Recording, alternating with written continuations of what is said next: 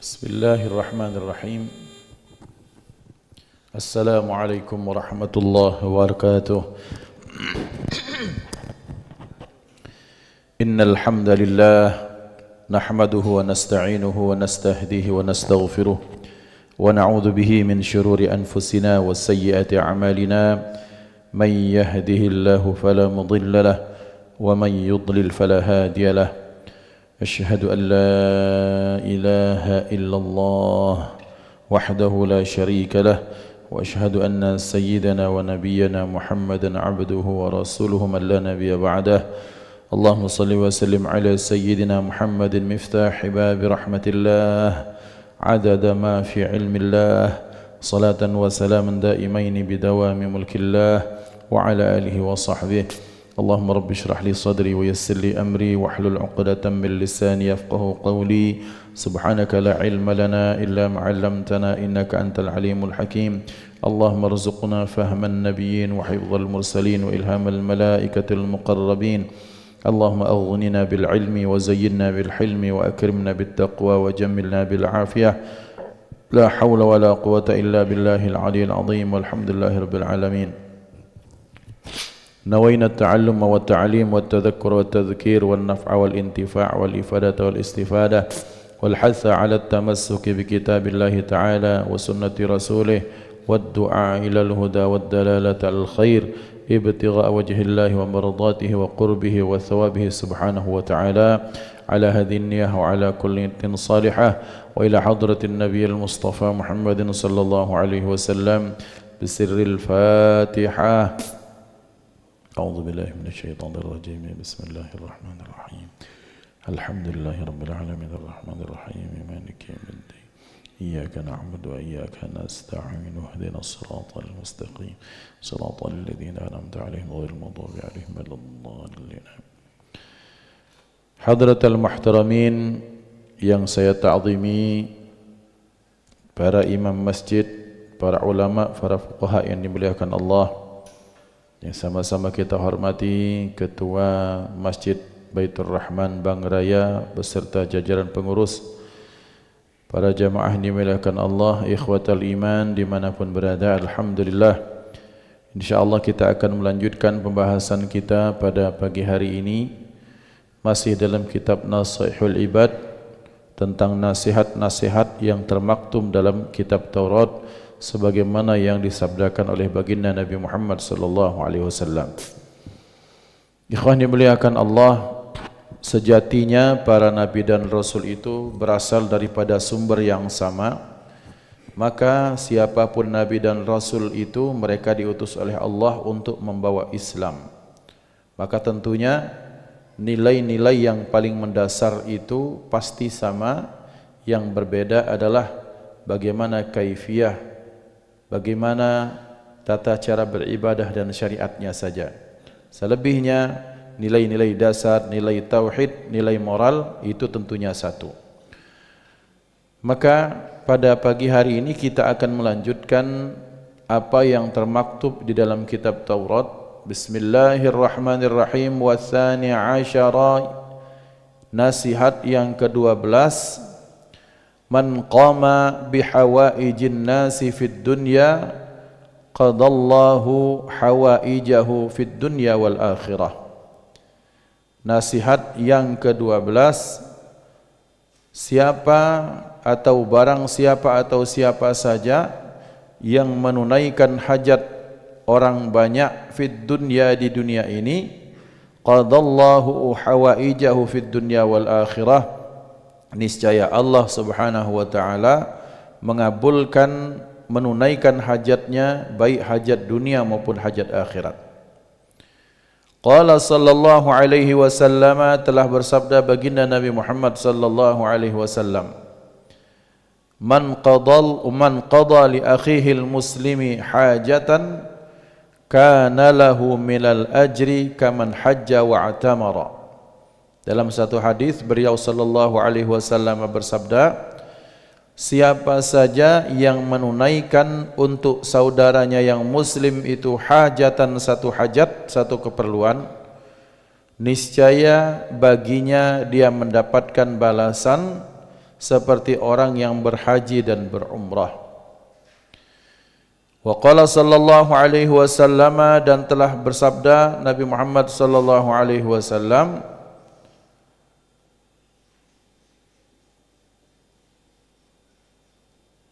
man qada li akhihi al-muslimi hajatan, siapa saja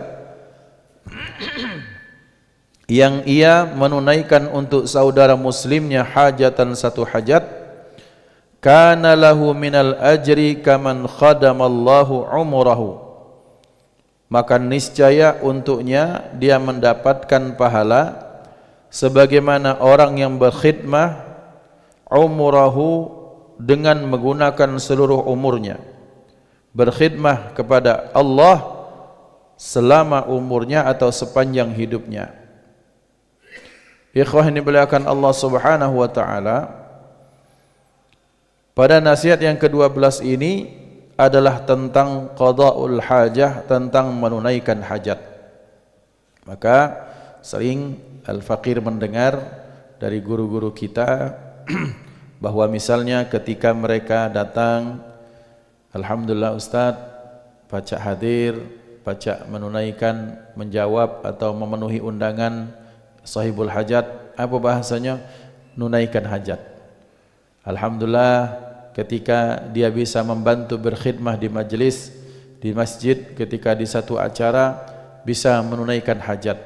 Karena tentunya ketika seorang pengurus atau satu masjid mengadakan satu acara, punya satu keperluan, dan keperluan ini tak selesai kalau semuanya masjidnya bersih, rapi, hilang daripada sampah, maka orang-orang yang membantu itu namanya menunaikan hajat. Atau menunaikan hajat yang berikutnya, ketika ada seseorang butuh keperluan, maka dia membantu, maka itu bagian dari menunaikan hajat. Fulan bin Fulan ingin berangkat haji dan umrah, tentunya anak istri tinggal, ataupun mungkin anak-anaknya beserta rumah harta bendanya tinggal. Maka seorang yang itu kemudian tetangganya membantu membersihkan rumahnya, menjagakan rumahnya, kemudian selanjutnya misalnya anaknya pun dititip, itu dijagakan, ini namanya menunaikan hajat. Bukan satu hajat, banyak hajat. Menjagakan rumah satu hajat, keperluan. Membersihkan rumah satu hajat. Menjagakan anak misalnya dititipkan satu hajat. Mungkin ternyata ada datang tukang sampah, listriknya mati, airnya kemudian sementara 2-3 bulan nunggak misalnya, dibayarkan. Ini namanya menunaikan hajat. Jadi bukan dalam satu kesatuan, tapi setiap jenis hajat itu dihitung satu oleh Allah Subhanahu wa taala.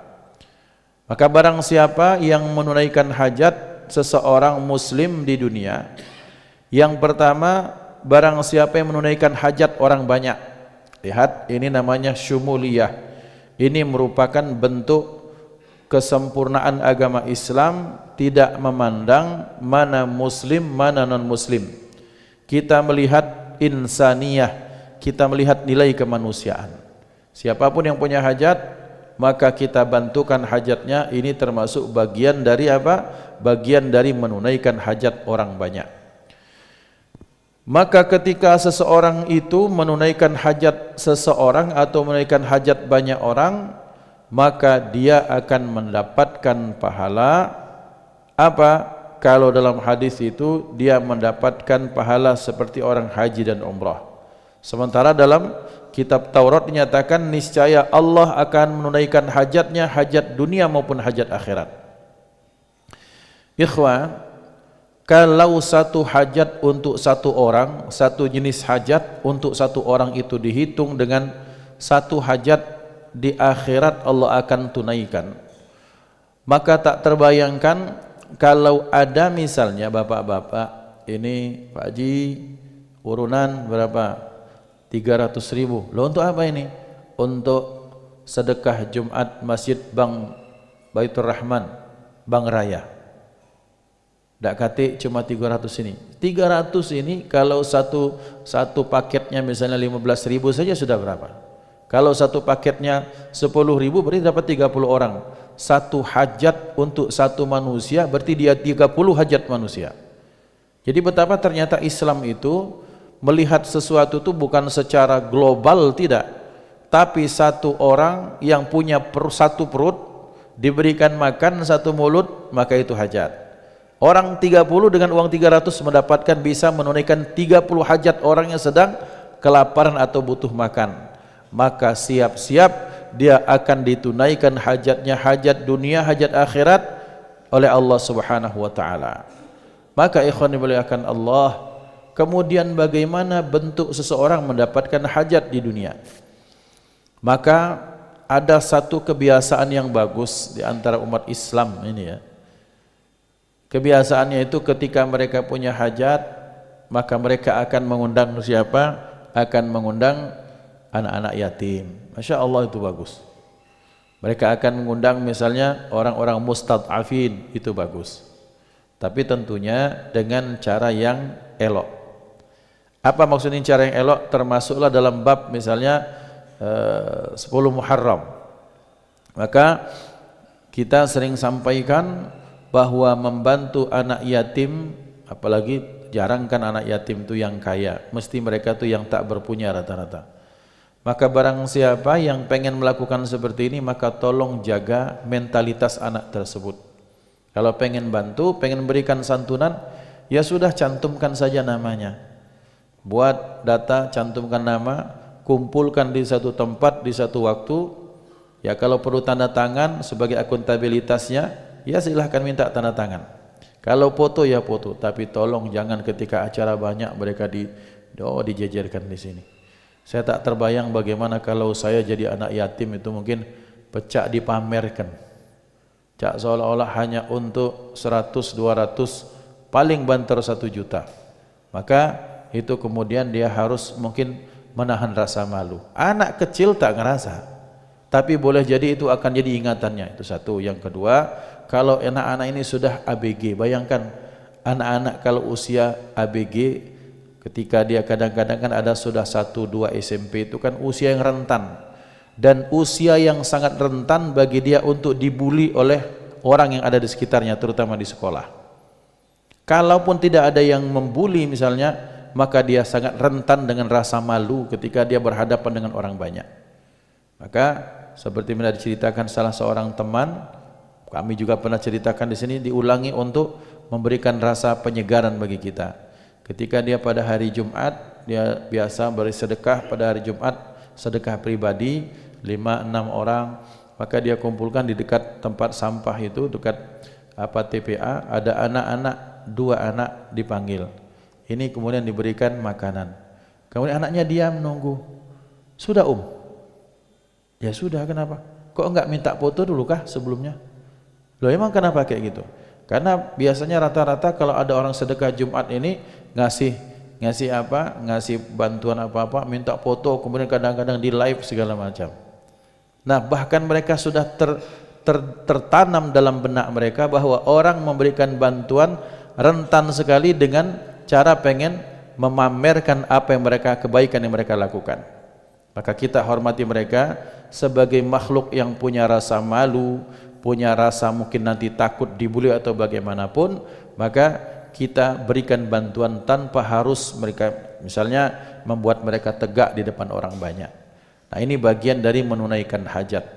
Jadi kalau bapak-bapak mengundang hajat, ada mengundang santri 15-30 santri hafal atau tahfiz Al-Quran, satu orang baca 1 juz, itu sangat baik dan sangat bagus. Menunaikan hajat, rasa lapar itu kan hajat akan makanan, maka kita berikan, maka itu menunaikan hajat. Kemudian orang yang mungkin sudah lama kita lihat anaknya tak pernah ganti baju, apalagi untuk lebaran misalnya, maka ketika kita gantikan, itu bagian dari kita menunaikan hajat. Satu hajat, maka Allah akan balas hajat di dunia dan akhirat. Qila, dikatakan dalam satu pendapat, wabil khusus hajat di akhirat itu yang paling rendah adalah ampunan Allah Subhanahu wa taala. Artinya kita tak terbayangkan dengan satu hajat yang kita lakukan sekadarnya saja di dunia, ternyata di akhirat akan dibalas dengan Allah memberikan ampunan. Itu kan luar biasa.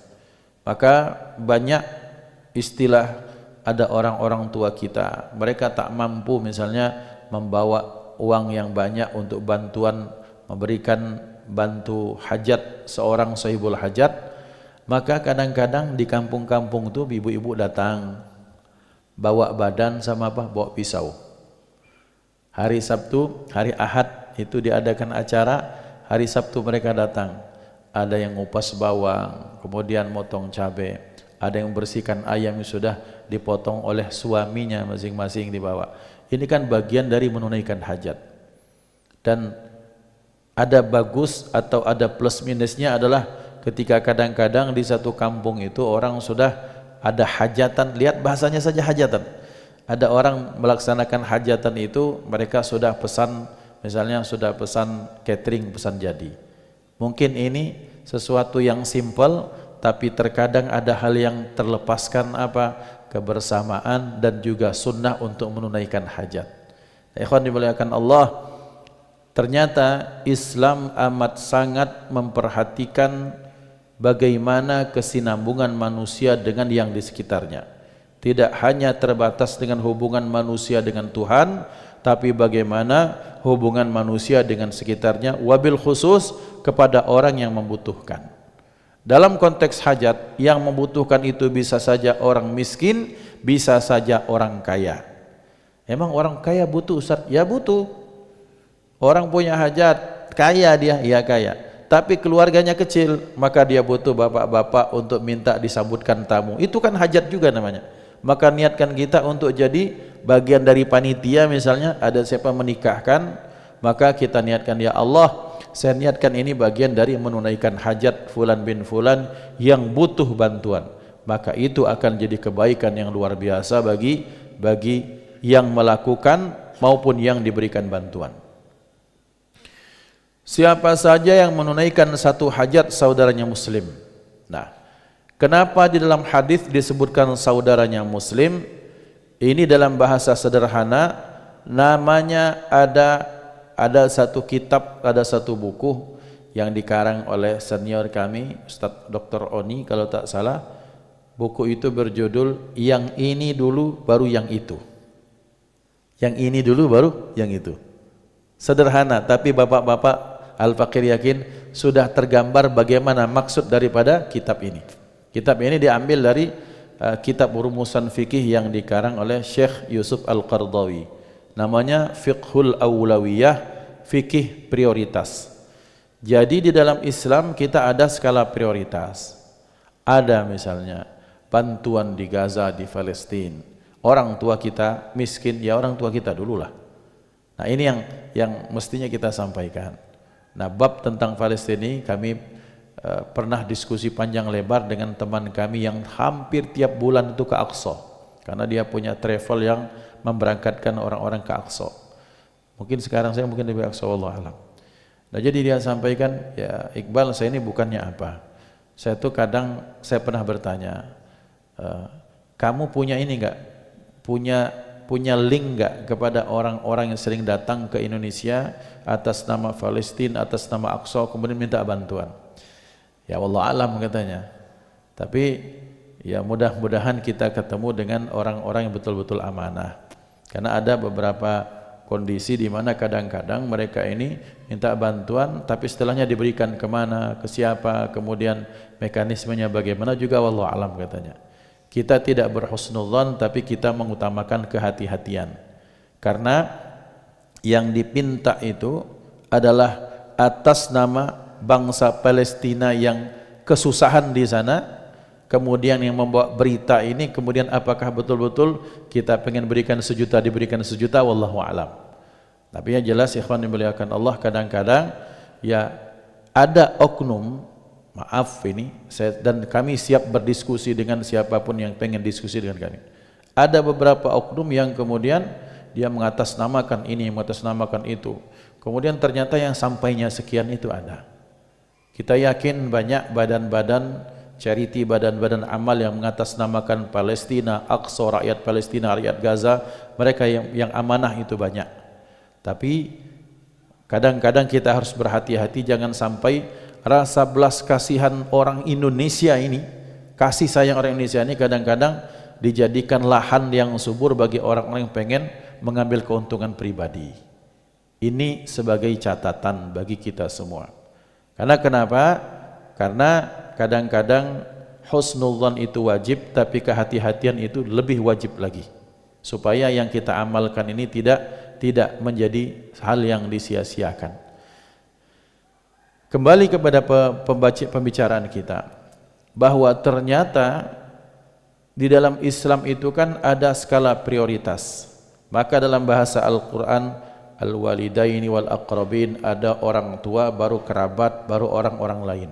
Maka ini namanya skala prioritas. Maka menunaikan hajat salah satunya yang diprioritaskan adalah ketika seseorang itu ada kaitan kesamaan secara akidah dan kepercayaan, tentunya itu lebih juga diutamakan dalam skala-skala yang masih dalam bentuk hal yang masih bisa ada opsionalnya. Tapi kalau sudah misalnya sama-sama mau tenggelam, ya tak pilih agama, kalau mau tenggelam semuanya kita apa? Kita selamatkan, kita bantu. Ada orang kebakaran, kamu muslim kah? Non muslim? Oh nanti. Tidak, enggak seperti itu. Tapi ada hal-hal yang misalnya yang sifatnya tidak berkaitan dengan nyawa, mungkin bantuan sekolah, bantuan ini, bantuan itu, maka skala prioritas dalam Islam pun tetap diperhatikan. Al-aqrab fal-aqrab, bahwa orang yang paling dekat, baru setelah itu yang jauh-jauh. Yang ini dulu, baru yang itu. Aulawiyah, skala prioritas itu tetap harus ada. Maka kemudian barang siapa yang menunaikan hajat seorang muslim satu hajat, maka dia mendapatkan pahala sama seperti haji dan umrah. Kemudian beliau sallallahu alaihi wasallam bersabda, barang siapa yang menunaikan hajat untuk saudaranya muslim satu hajat, satu keperluan, maka sama seperti dia membantu Allah seumur hidupnya. Apa makna membantu Allah? Ay kaman shalla tula umrihi, sama seperti ia salat menyembah Allah sepanjang umurnya. Fa inna salata hiya khidmatullahi fil ardi, karena dikarenakan sesungguhnya salat itu adalah bentuk menghambakan seseorang, membantu orang itu berkhidmah kepada Allah di muka bumi ini. Nah ini yang pertama. Wasalisa asyara, yang ke-13, man arada ayyakuna lahu fi qabrihi mu'nisun falyaqum fi dhulmatil laili wal yusalli salatan nafilati walau rak'atan.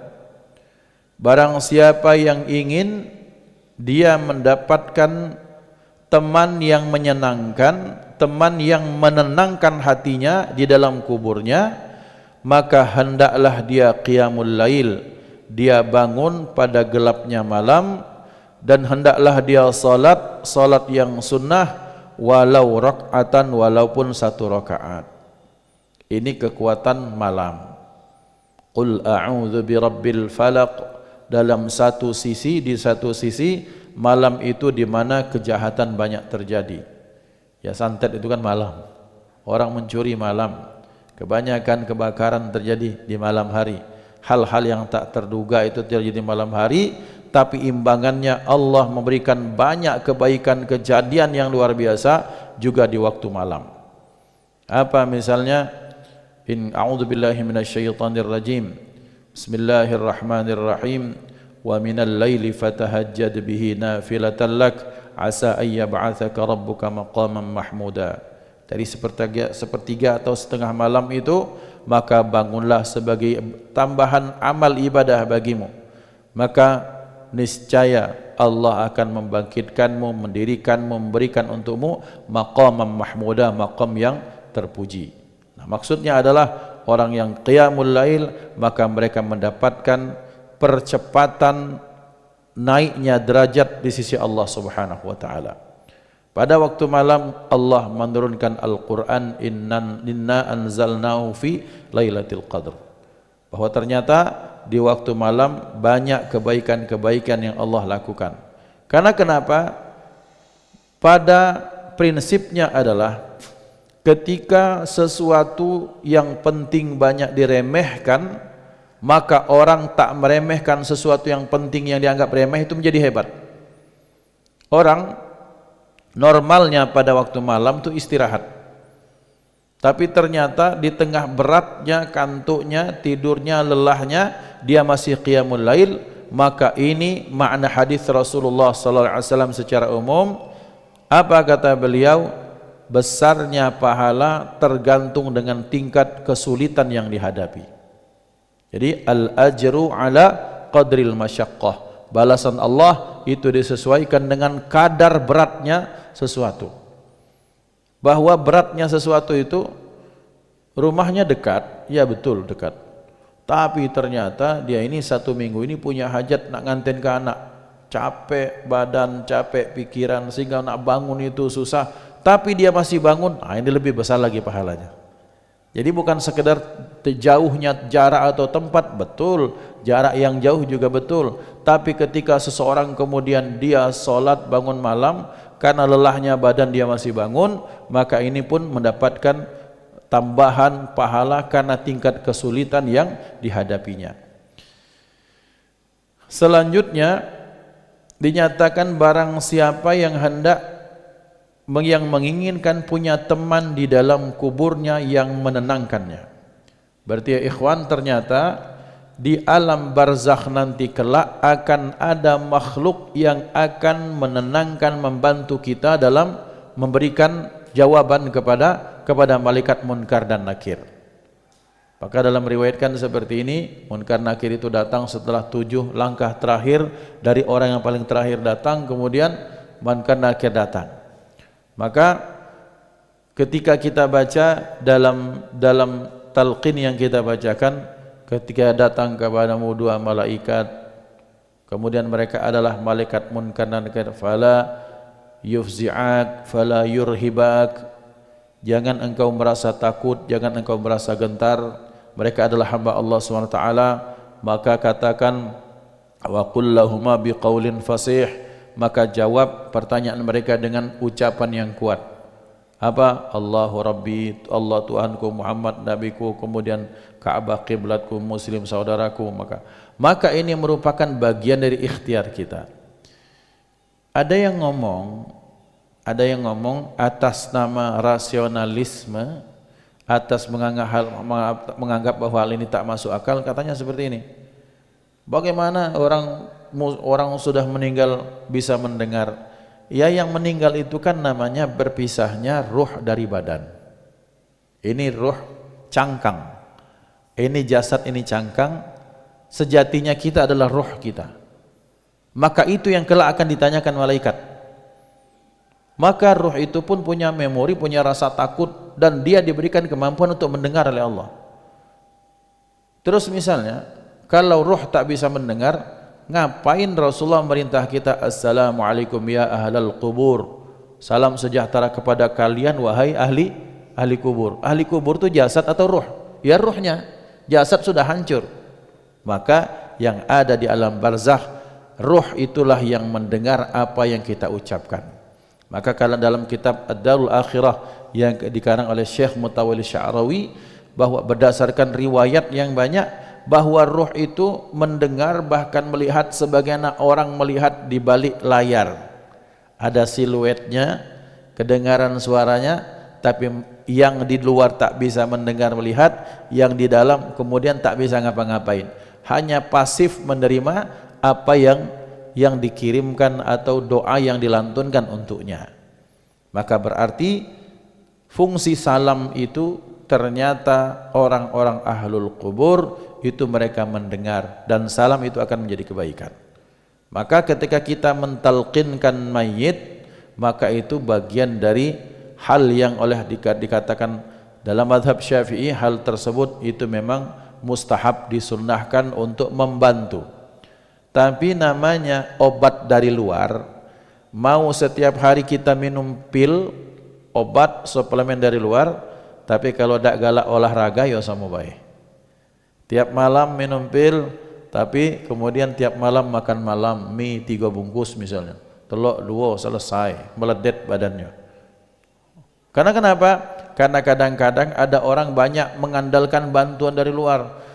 Kiai doakan kami, Kiai ya Syekh doakan kami, Habib, Tuan Guru, Ustaz tolong doakan. Oke, kita doakan, tapi dia dewek tak semayang ya mana?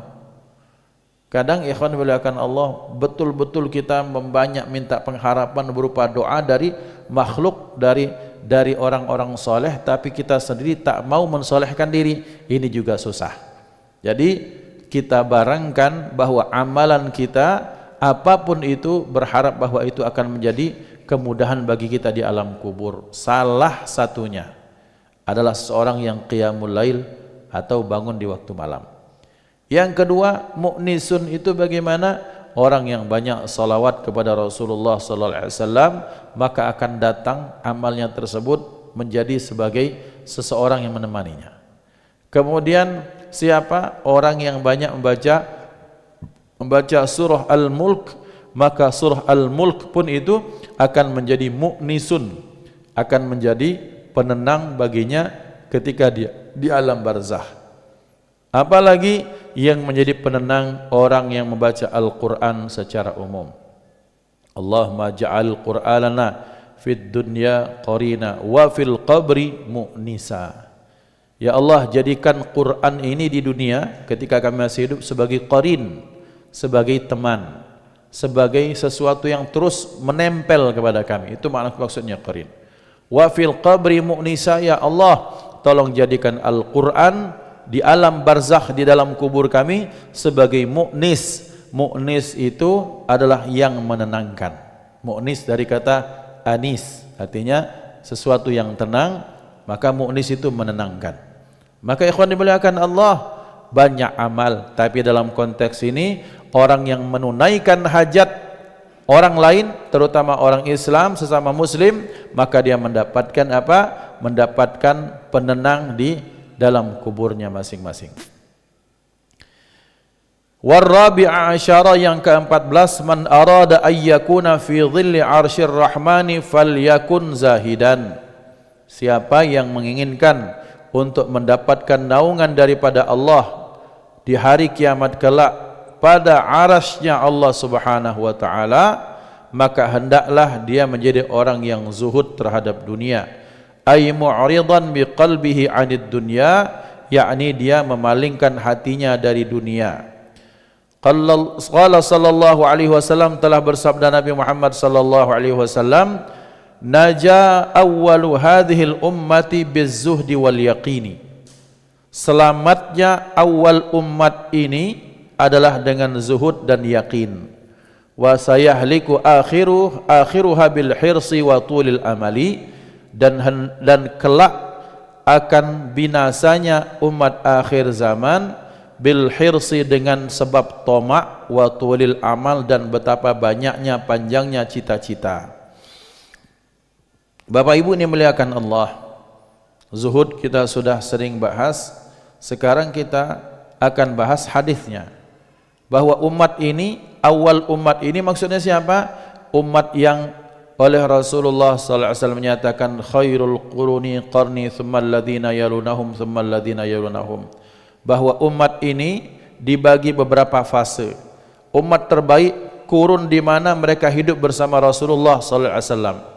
kemudian fase 1 abad setelahnya, kemudian 1 abad sebelumnya, semasanya.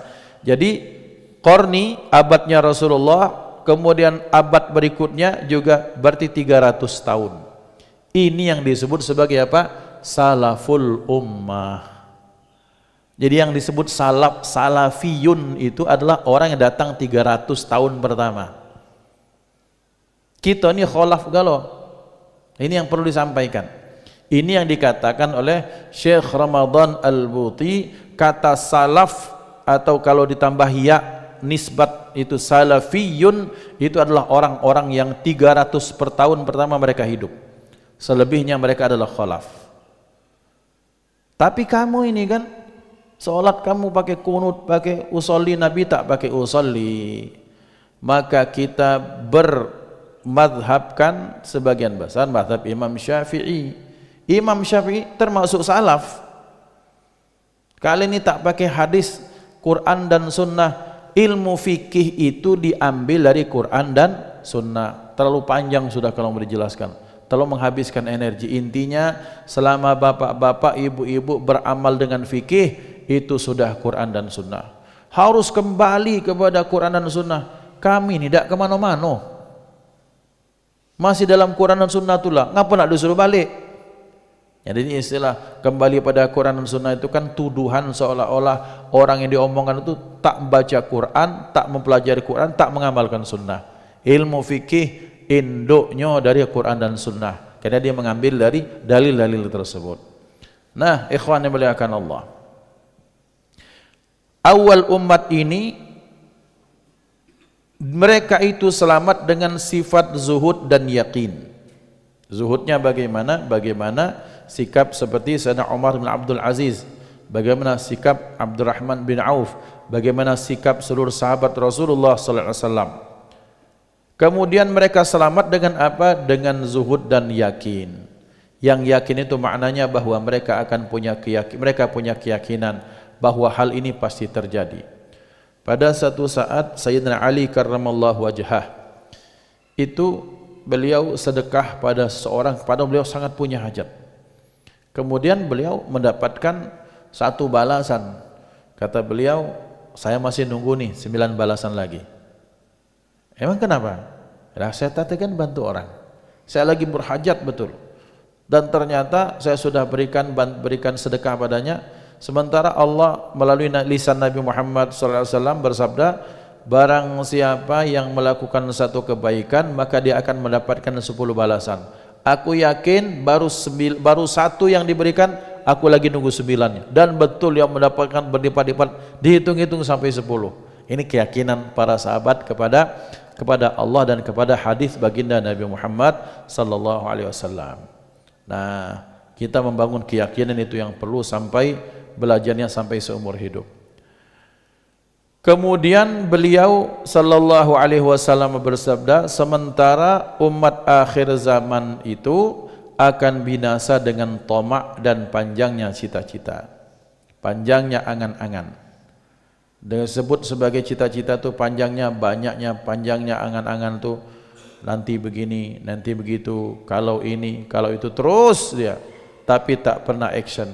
Nanti kita akan lakukan ini, kita akan membela umat segala macam, tapi hal-hal yang paling kecil pun dia tak lakukan. Umat akhir zaman akan hancur dengan itu. Yang pertama dengan apa? Dengan tamak. Betapa kecintaan yang luar biasa kepada dunia, sehingga dia mengambil apapun yang ada di depan matanya, yang ada di sekelilingnya, rasa tamak yang seperti dia meminum air di lautan. Maka ikhwan dimuliakan Allah, kita lihat bagaimana.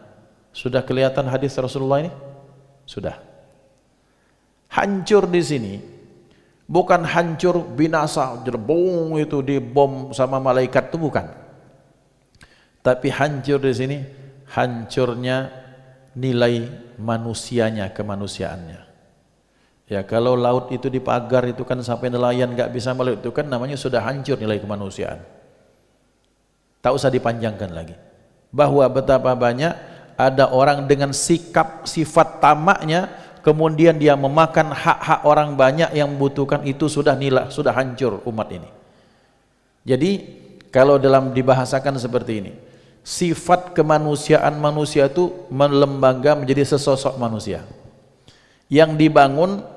Kalau ada kepala, ada tangan, ada kaki, ada badan, maka misalnya kepalanya itu merupakan sifat ikhlas, kemudian ada wara', ada zuhud, kemudian ada misalnya menjaga amanah.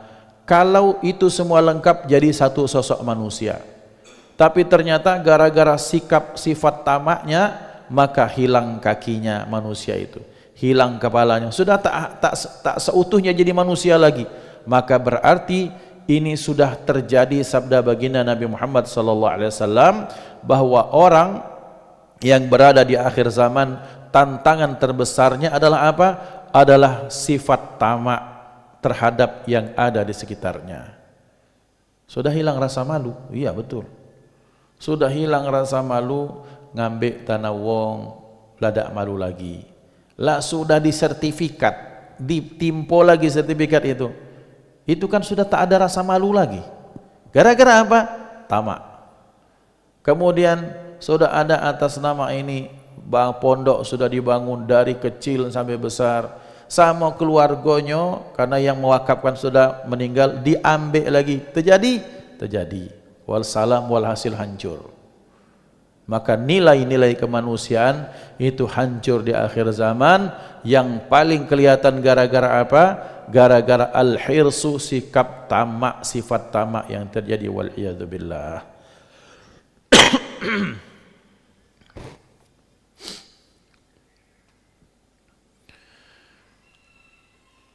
Wal khamisa wal rabi'a asyara, yang ke-14, siapa yang ingin mendapatkan naungan pada arasy-Nya Allah, Arsyur Rahman. Pada satu saat Allah sengaja membuat satu malaikat dalam tanda kutip tersesat. Malaikat ini dia tersesatnya di mana? Di arasy-Nya Allah. Maka dia menyatakan, subhanaka ya Rabb, betapa maha suci engkau ya Allah dari segala bentuk kekurangan dan hal-hal yang tak pantas disematkan kepadamu. Apa ini wahai Allah? Kata Allah, ini arasku, kata Allah. Alangkah besarnya, kata Allah, kau nak keliling? Iya ya Allah, jika diizinkan. Maka Allah berikan 600 sayap untuk malaikat ini. 600 sayap, kata Allah, kemudian keliling. Maka dia berkeliling itu mungkin puluhan ratusan tahun itu. Kemudian ternyata masih seperti tak bergerak dari arasy-Nya Allah, saking luasnya. Padahal malaikat diciptakan dari konsentrat, kalau saya bahasakan, konsentratnya cahaya. Cahaya kuadratkan 600, kecepatannya bagaimana? Kan sayap itu kan kalau dalam bahasa sederhana itu bentuk kecepatan cahaya yang dikuadratkan. Kecepatan cahaya dikuadratkan 600, disuruh melintasi arasy Allah seperti tak bergerak di tempat itu. Kemudian Allah tanya, bagaimana? Sudah terkeliling belum? Maha suci engkau ya Allah, betapa kemudian besarnya engkau. Itu arasy-Nya Allah Subhanahu wa ta'ala. Maka para ulama sepakat bahwa yang paling besar di semesta ini, makhluk Allah, adalah arasy-Nya Allah. Arasy itu makhluk. Arasy itu makhluk Allah SWT. Perbandingannya, sabda Rasulullah dalam satu riwayat dalam salah satu kitab tafsir nyatakan bahwa perumpamaan langit ketujuh dibandingkan kursi, wasi'a kursiyuhus samawati wal ardh. Perumpamaan langit ketujuh dibandingkan dengan kursinya Allah seperti satu cincin, yang cincin itu dilemparkan di gurun pasir yang sangat luas. Maka langit yang ketujuh itu adalah cincin itu, kemudian kursinya Allah seperti hamparan gurun pasir yang sangat luas. Dan perbandingan kursi dibandingkan dengan arasy-Nya Allah sama, maka kursinya Allah itu, kursiyus samawati wal ardh, itu seperti dibandingkan dengan arasy apa? Seperti satu cincin yang dilemparkan di padang pasir yang sangat luas. Sementara rentetannya langit 1, 2, 3, 4, 5, 6, 7, kursi dan arasy. Maka sekarang ini arasy dipikul oleh 4 malaikat yang disebut sebagai malaikat hamalatul arsy. Kemudian kelak pada hari kiamat akan ditambahkan menjadi 8. Maka mereka termasuk malaikat-malaikat juga malaikat utama selain 10 malaikat yang kita diperintahkan untuk mengimaninya. Maka ikhwan dimuliakan Allah, jadi orang yang ingin mendapatkan naungan di arasnya Allah Subhanahu wa taala, salah satunya memperbaiki sudut pandang terhadap dunia. Zahid itu kan, zuhud itu kan sudut pandang. Apakah sudut pandang kita menganggap dunia sebagai tujuan akhir ataukah dunia sebagai alat untuk menuju akhirat? Cuma dua itu saja. Kalau kita menganggap dunia sebagai tujuan akhir, maka biasanya mereka akan muncul arhisu tadi, sifat tamak tadi. Tapi kalau mereka menganggapnya sebagai alat, maka mereka akan menggunakannya semaksimal mungkin untuk berkhidmah mencari ridha Allah Subhanahu wa taala. Tentang aras dan tentang al-hirs. Wal khamisa asyara, yang ke-15, man arada ayyakuna hisabahu yasiran falyakun nasihan li nafsihi wa ikhwanihi. Siapa yang menginginkan hisabnya itu hisab yang sangat mudah, maka hendaklah dia menjadi pemberi nasihat untuk dirinya sendiri maupun untuk saudaranya. Memberi nasihat itu terutama untuk diri sendiri. Caranya bagaimana? Caranya kita banyak-banyak mengevaluasi diri. Bahasa kita itu muhasabah. Mari sering Al-Faqir sampaikan before afternya kita masing-masing. Dulu masih kuat, pemotor dari mana? Dari Musi Banyuasin ke Palembang, berjaket, tidak pakai baju kaos, santai. Sekarang keluar sebentar langsung kena encok. Itu kan nasihat untuk diri sendiri. Oh ternyata aku tidak sekuat dulu lagi. Dulu, ya Allah, ketika kami tarawih itu masih kuat nian begini-begini. Sekarang tarawihnya harus sudah duduk, harus santai. Itu nasihat itu. Maka ikhwan dimuliakan Allah, orang yang banyak mengambil nasihat untuk dirinya sendiri, itu orang yang berjaya, orang yang selamat. Yang tak selamat itu adalah dia sering melihat di luar tapi dia melupakan nasihat untuk dirinya sendiri.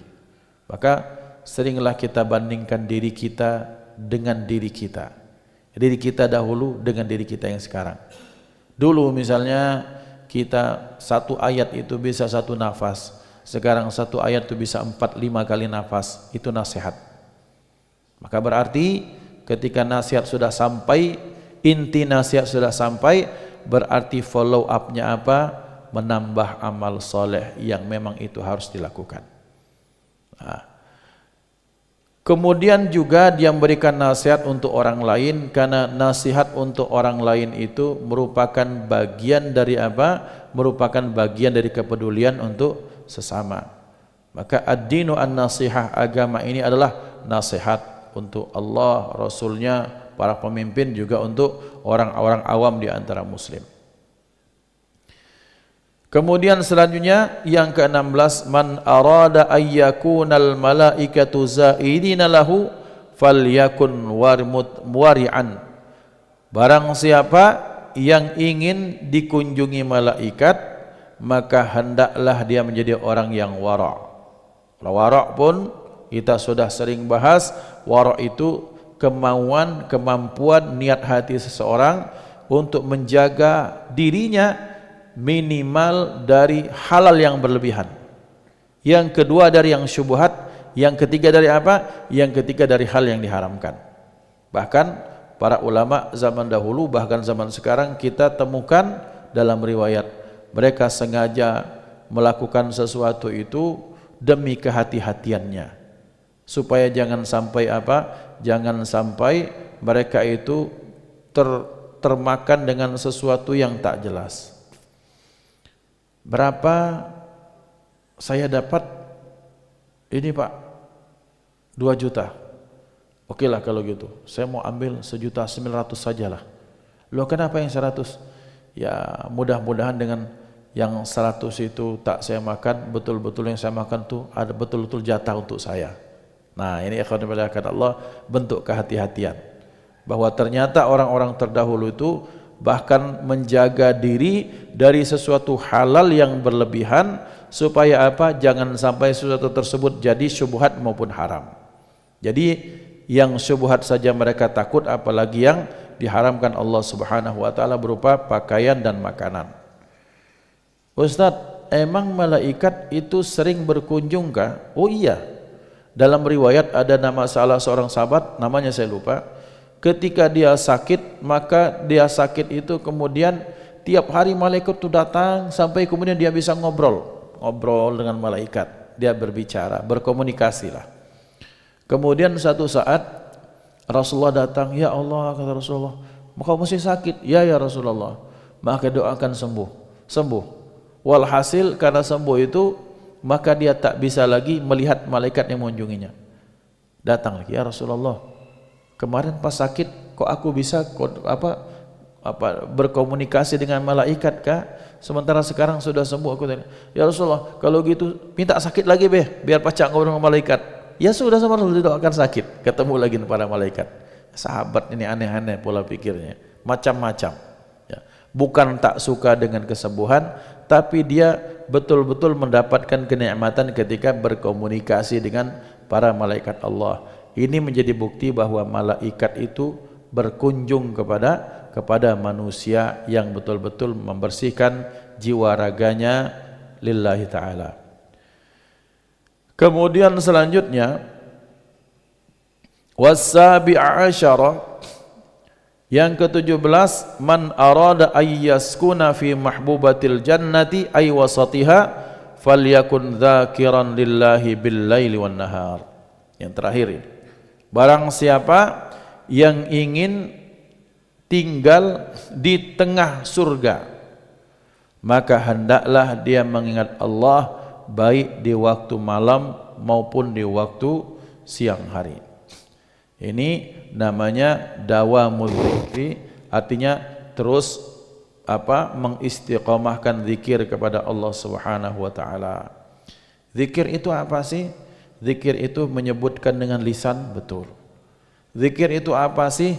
Zikir itu ketika hati kita nyebut Allah, Allah, Allah, atau hu, itu juga zikir. Zikir itu juga termasuk ketika kita melihat makhluk Allah, apapun itu, siapapun itu, maka ini kita katakan ini wujud kekuasaan Allah. Zikir dan fikir merupakan bagian dari zikir. Maka orang tersebut ketika dia terus kaitkan semuanya dengan Allah, maka ini orang akan mendapatkan pahala apa? Maka dia mendapatkan pahala yang sebagaimana dinyatakan kelak di akhirat dia akan mendapatkan surga di pertengahan. Maksudnya betul-betul di intinya, core-nya surga, bukan pinggiran, bukan daerah apa, tapi betul-betul mendapatkan tempat yang betul-betul di pusat, di jantung kotanya surga, kira-kira seperti itu. Nah, ikhwan dimuliakan Allah Subhanahu wa taala, beberapa hal ini yang dapat kita bahas pada pagi hari ini. Masih ada lanjutan-lanjutan lagi. Insyaallah kita akan lanjutkan pada kesempatan yang akan datang. Usikum nafsi bi taqwallah. Jika ada yang ingin bertanya, kami persilahkan.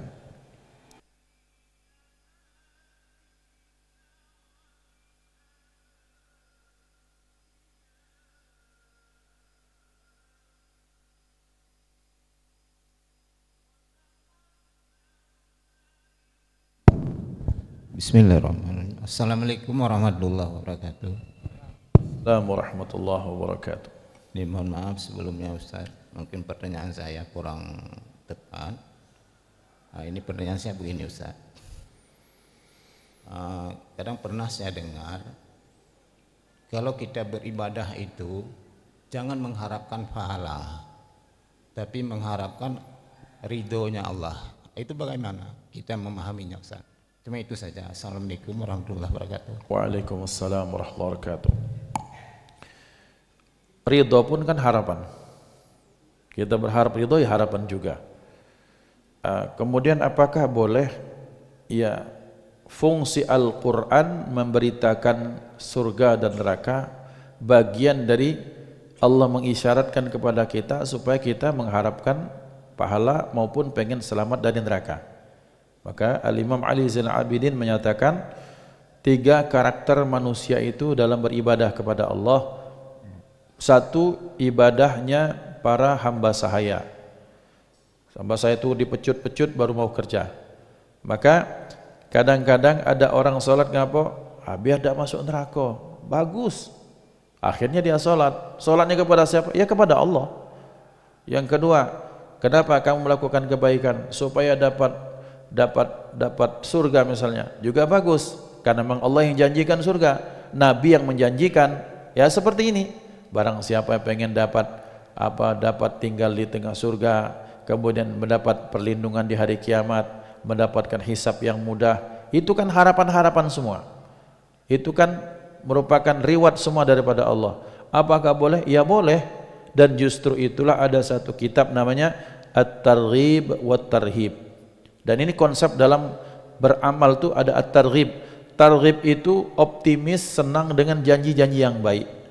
Kemudian At-Tarhib itu takut dengan janji-janji, ancaman-ancaman daripada Allah. Maka ketika kita menggunakan 2 konsep ini dalam beribadah akan ada keseimbangan. Boleh, ya hukumnya boleh.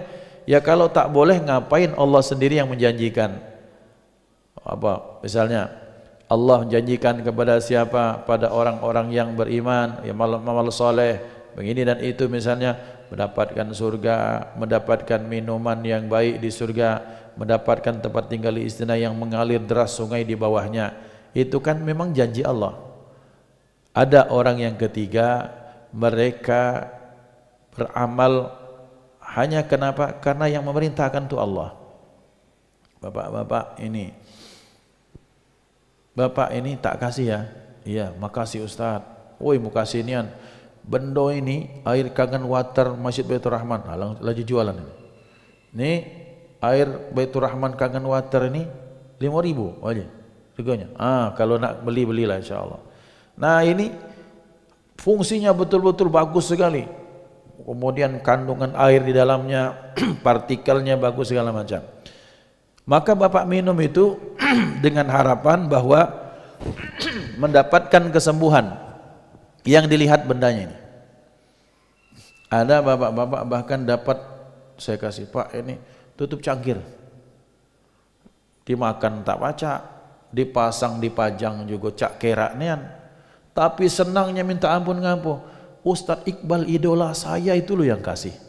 Tutup cangkir, tapi yang saya lihat adalah yang memberikannya. Nah ini orang yang merdeka. Merdeka itu ahrar, kenapa? Karena dia melakukan sesuatu karena Allahnya, bukan karena balasan daripada Allah. Maka semua ini ada tingkatannya. Dan semuanya merupakan kebaikan-kebaikan. Mengapa 3 ranah ini Allah berikan? Justru itu bentuk kasih sayang Allah. Tak selamanya Pak kita ini cak Sayyidina Abu Bakar Siddiq. Wahai Abu Bakar Siddiq, apa yang kau tinggalkan untuk keluarga? Saya tinggalkan Allah dan Rasulnya. Abu Bakar Pak, kita ini Abu Janda kita ini. Ngapa yang kau tinggalkan? Untuk rumah 1 miliar, bini 1, 2, 3, 4 itu masing-masing 1 miliar, untuk masjid 500.000. Nah itulah kita berharap surga, dapat tempat yang paling tinggi. Ya artinya apa? Artinya, tapi kan tetap sedekah. 500.000 itu kan sedekah, bukan sedekah. Baik bukan baik, maka berarti tetap dia melakukan kebaikan. Jadi kira-kira Allah memberikan 3 jenis ini untuk mengakomodir level keimanan kita dalam beramal. Jadi apakah takut neraka kah, pengen masuk surga kah, atau karena Allahnya kah? Ya sudahlah, kita tahulah bro, tingkat yang pojok ini kan belum kita ini baru yang mana? Takut dengan puntung rokok sakit, apalagi dengan puntung neraka. Semayang itu yang Allah inginkan. Tapi dampaknya kita selamat di neraka, itulah transaksi kita dengan Allah.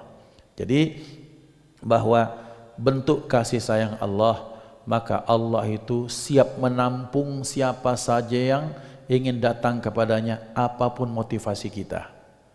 Itu bentuk rahimnya Allah. Wa kana bil mu'minina rahima. Wallahu a'lam bishawab. Baik. Habis itu pernah saya tanya, jadi dibilangnya dalilnya kaf 16 gitu. Karena kita tidak usah mengharapkan pahala dari Allah karena Allah ini sangat dekat dengan kita katanya. Itu dalil yang mereka bilang. Nah, kaf Al-Quran kaf 16. Allah itu sangat dekat. Jadi apa yang kita ini kan Allah udah tahu, begitu dibilangnya. Kaf 16 itu apa? Ya, yang Al-Quran kaf 16 itu Allah sangat dekat dengan kita sedekat urat leher gitu kan. Nah, Urat Qaf ayat 16. Wa nahnu aqrabu ilaihi min hablil warid. Ya. Itu. Jadi maksudnya kita nggak usah mengharapkan pahala. Kalau sudah mengharapkan pahala berarti kita sudah sama dengan mengharapkan imbalan. Gitu. Jadi kita kalau mengharap imbalan berarti tidak boleh maksudnya. Maksudnya kita nggak usah mengharapkan pahala, menghitung pahala, tapi mengharapkanlah ridhonya Allah gitu. Nah, jadi saya termasuk gimana cara memahaminya gitu Ustaz. Iya, iya. Nah, terima kasih Ustaz. Ya, ini insya Allah nih Bapak ini sudah derajat yang level yang pertama. Artinya dia sudah tak mikirin lagi, dia tak mikir surga, dia tak mikir neraka, yang dia pikirkan Allah. Nah, ada satu ilustrasi Pak. Bapak, ini ya, Bapak ini tak kasih nanti uang 1 miliar, kita bikin kuis ya. Oke Ustaz. Syaratnya 1, Bapak harus naik delman, naik kuda, kemudian Bapak bawa air 1 gelas. Syaratnya air itu tak boleh tumpah kurang sedikit pun sampai ke sini, ke rumah saya atau ke Masjid Baitur Rahman, maka Bapak akan tak beri 1 miliar. Deal? Deal. Maka ini orang, akhirnya Bapak ini kemudian bawa. Dan saya berikan itu misalnya, bukan delman misalnya, anggaplah mobil saja paling mewah, AC, kemudian ini sebagai perangkat, tak kasihkan jam Rolex paling mahal. Tapi ingat, kalau 1 tetes tumpah tak dapat apa-apa. Nah, akhirnya kemudian yang dipakai, ada nggak pikiran Bapak mikir ke mobil atau mikir ke Rolex? Fokusnya pasti ke air, jangan sampai tumpah kan? Dengan hadiah misalnya. Maka begitulah orang-orang yang ketika mereka beramal itu karena Allah. Mau kaya kah, mau miskin kah, mau kondisi apakah, dia tak peduli dengan mobilnya, tak peduli dengan Rolexnya, kan yang dia pikirkan itu tujuan akhirnya sampai ke tempat tersebut. Atau kalau tak tambah lagi misalnya, kalau kamu selamat, tak hilang airnya, tak beri 1 miliar, kalau ada yang tumpah, tak hilangkan nyawa Bapak. Oh, tambah hati-hati lagi. Maka orang-orang yang berpikir fokus tujuannya kepada Allah, maka apapun yang dia diberikan dia tak berharap apapun. Kenapa? Karena dia pikirkan tujuan akhir. Tapi kan itu kan sedikit. Kalau bapak-bapak yang Bapak ajak berdiskusi tadi hanya itu saja, itu namanya membatasi kasih sayang Allah. Kita ini tak boleh. Lah ngapain para pemabuk pun Allah terima kok.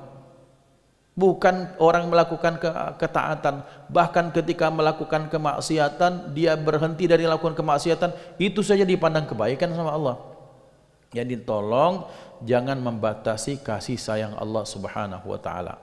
Bahkan sering kita sampaikan bahwa 1 helai bulu mata bisa bikin orang masuk surga. Tapi kita ini tak boleh berharap. Terus apa fungsi Allah menjanjikan surga dan neraka dalam Al-Quran? Kalau Allah ini kan tahu, Allah ini kan yang membikin manusia. Jadi segala karakter manusia itu Allah hafal. Lah tebaco dengan kita manusia itu masuk kita Palembang. Ya cak kamu manusia ini kira-kira mentuhan tuh ngomong kasarnya. Ai kata Allah cak betakoan nian. Bauma itu tuh awak neman berharap juga kira-kira kan. Nah jadi beramal itu maksudnya ranah level 1 Allah terima dengan baik. Ranah level 2 orang yang pengen melakukan kebaikan, pengen masuk surga, Allah terima, ahlan wa sahlan. Ranah level 3 yang baginya itu paling tinggi misalnya, tak mengharap kecuali Allah, dan mudah-mudahan betul-betul tidak sekedar ucapan ya, betul-betul sikap dan kesadaran, itu pun Allah terima. Apa? itulah namanya Baitur Rahman, pintunya banyak. Supaya kita ini pacak masuk, dari sana pacak masuk, dari sana pacak masuk, dari sini pacak masuk. Itulah Allah seperti itu.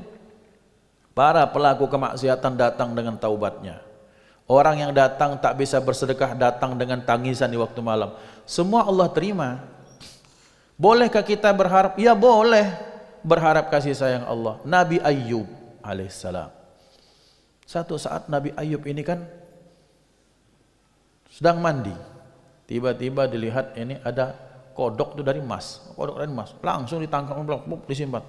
Kata Allah, Yub, bahasa gitu. Awaklah soge masih pecah kekurangan. Bukan kurang ya Allah, tapi ini merupakan rahmat daripadamu, sehingga aku pengen rahmat itu pun diberikan kepadaku. Nah jadi betapa ternyata ya bolehlah, boleh yang seperti tadi kita yakin dia sudah level para aulia yang ngomong seperti ini, levelnya sudah level seperti Rabi'atul Adawiyah. Aku pengen masuk ke surga, tak pengen inspeksi, tak hancur-hancurkan, kata Rabi'atul Adawiyah. Takut kalau orang beramal karena hanya sekedar pengen masuk surga. Aku pengen memadamkan api neraka. Aku pengen bahwa jangan sampai, aku takut jangan sampai ada orang beramal itu karena takut masuk neraka. Aku pengen surga dan neraka tak ada, supaya manusia semata-mata itu hanya kepada Allah. Tapi kan masalahnya surga neraka kan ada, betul tidak? Berarti orang yang berharap masuk surga, berharap dilepaskan neraka itu pasti akan banyak. Dan kalau kita batasi itu hanya untuk orang yang Bapak seperti yang Bapak ajar diskusi, alangkah sedikitnya orang dapat rahmat. Karena jenis seperti ini pasti sedikit, Pak. Dan kita berharap seperti itu. Tapi rasanya tidak lah. Kita masih rano. Ngapa baca surah apa? Baca surah Kahfi supaya dapat cahaya ya Allah. Ngapa baca surat Al-Waqiah? Apa kira-kira? Supaya rezeki. Ya sudahlah, tidak usah bertakwa aniga. Bahasa kita itu realistis bela, bahwa betul yang seperti itu ada, Pak, betul. Dan kita temukan banyak para guru kita, ulama kita, habaib, para aulia seperti itu banyak. Tapi itu kan ranah beliau, dan kita ini masih bertatak-tatak ini. Kasihan dong kita kalau cuma kita ini tak boleh berharap. Namanya orang awam nih berharap terus, Pak. Ngapa kau baca Innahu min Sulaiman biar baca Wini 4, nah sakingnya itu masih berharap. Kita nikmati proses itu sembari menanjak, naik sampai kepada pembahasan itu, sampai kepada level itu. Kalau ternyata kalau hanya dibatasi di level sini saja, alangkah banyak manusia yang putus asa. Kenapa? Karena kadang-kadang untuk masuk ke dalam rumah, orang harus masuk ke pintunya dulu, ke tamannya dulu, ngelihat pemandangannya dulu, baru masuk ke rumah. Itulah rahmat tertinggi ridha Allah Subhanahu wa taala. Jadi sahkah? Sah. Bolehkah Ustaz? Itulah bentuk kasih sayang Allah Subhanahu wa taala. Dan pengen kita belajar ke Bapak yang ngobrol tadi, luar biasa Bapak itu. Iya, serius. Karena kita butuhnya. Mudah-mudahan ucapannya sesuai dengan laku lampahnya insyaallah. Amin ya rabbal alamin. Kira-kira itu, Pak. Cukup caknya bukanlah anak zuhur ini, ya. Usikum wa nafsi bi taqwallah, hadanallahu wa iyyakum ajma'in. Mohon maaf atas kesalahan kepada Allah, kita mohon ampun. Kita tutup dengan berdoa. A'udzubillahi minasyaitonir rajim. Bismillahirrahmanirrahim. Alhamdulillahirabbil alamin. Allahumma shalli wa sallim wa barik ala sayyidina Muhammad wa ala alihi wa ashabihi ajma'in.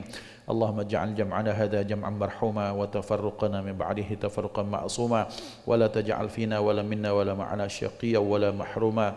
Allahumma hdina bihudak waj'alna mimman yusaru' fi ridhak wa la tuwallina waliyan siwak wa la taj'al mukhalafa amraka wa 'asak wa hasbunallahu wa ni'mal wakil.